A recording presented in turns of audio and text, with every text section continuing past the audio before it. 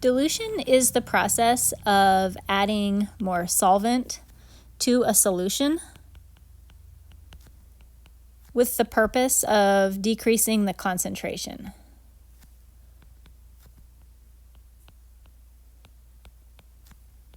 When we talk about dilution in everyday language, we refer to it as watering something down.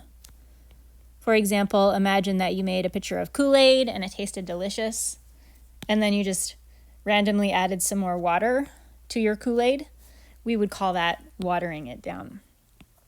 We do dilution quite a bit in chemistry, and when we're diluting a solution, we want to be able to calculate the concentration of the solution after it has been diluted. And to do that calculation, we use an equation called the dilution equation, which says M1V1 equals M2V2. In this equation, the M's refer to molarity and the V's refer to volume. The 1's refer to the initial solution, so we're going to call that the initial molarity prior to the dilution. And the 2's refer to the solution after it has been diluted. So V1 would be the initial volume, and M2 is the final molarity, and V2 is the final volume. One of the things that's pretty cool about the dilution equation is that you can use any unit you want as long as you use the same type of unit throughout the equation. So clearly for molarity, we're just going to be using molarity, but when it comes to our volume, we can use liters as our volume unit or milliliters or really any unit that we want. The only catch here is that if you use milliliters for your V1, you have to use milliliters for your V2. So you just have to be consistent. Other than that, the dilution equation problems are all pretty straightforward. And so here I have 4 practice problems for you. I think the hardest part about applying the dilution equation is just knowing which variable is which. So when we read the problem, we have to really think about what's going on. So this is asking what is the molarity, so that means we're going to be solving for an M, of a 250 milliliter 0.0181 molar solution that has been diluted to 1.5 liters. The words "it's been diluted to 1.5 liters," that means that that is our final volume. That's where we're going to. And we're asking what is the molarity after it has been diluted, so that means that the number that we're solving for is our final molarity, M2. So that means that 250 milliliters must be our initial volume, and 181 or 0.0181 molar, that was our initial molarity. And also another really cool thing about the dilution equation, using the dilution equation, is it really doesn't even matter if you do not know if you get your 1's and 2's wrong, as long as you're consistent. As long as you tie the 2 molarities and volumes together that belong together, and you tie these 2 together as well, mathematically it's going to work out perfect. So let's go ahead and plug into our dilution equation. M1V1 equals M2V2. I'm going to start by rearranging this equation to isolate M2 because that is the variable that we're trying to solve for in this problem. So I'm going to divide both sides by V2. And that means that my M2 is going to be M1 V1 over V2. And now I just need to plug things in from the problem. My M1 is 0.0181. I'm going to keep my units on there just so that I can double check that I'm setting it up right. V1 is 0.250 liters, so I did that milliliter to liter conversion in my head. And then V2 is 1.5 liters.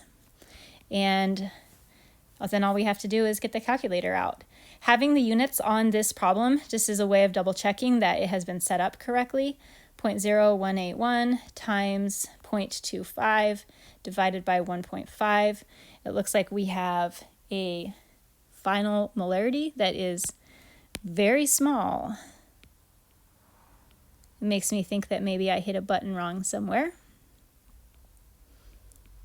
Makes me kind of want to redo that. 0.0181 times 0.25 divided by 1.5. Nope, got the same thing. So here's our second example. How much 18 molar is needed to prepare 1 liter of 0.5 molar? So the 1 liter of 0.5 molar, that is our goal. So 0.5 molar is going to be our goal molarity. That means that 18 molar is our starting molarity. How much is what we're trying to figure out. And 1 liter, that's our goal in terms of the volume. So that's our V2. So let's set this problem up.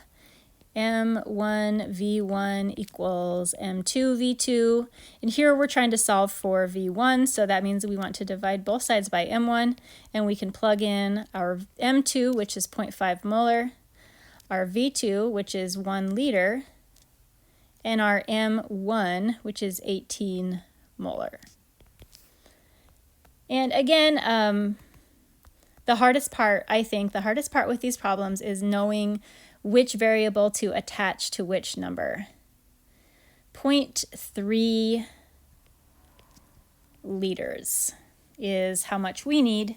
And in this situation, if you were doing this in the lab, you would take the 0.3 liters and then you would dilute it to 1 liter, and you would end up with the correct molarity.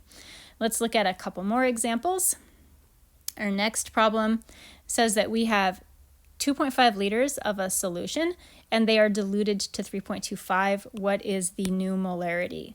So what is the new molarity? This must be our M2, and we're diluting it to 3.25, so that's our final volume, which means that the 2.5 is our initial volume and the 0.4 is our initial molarity. Set up our equation, M1V1 equals M2V2. As I mentioned in an earlier video, I have a habit of always writing my equations as I'm getting ready to use them, because that's how I was taught as a general chemistry student.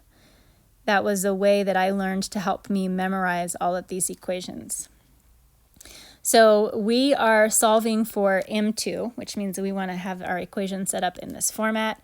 Our M1 is 0.4 molar. Our V1 is 2.5 liters, and our V2 is 3.25 liters. 0.4 times 2.5 divided by 3.25.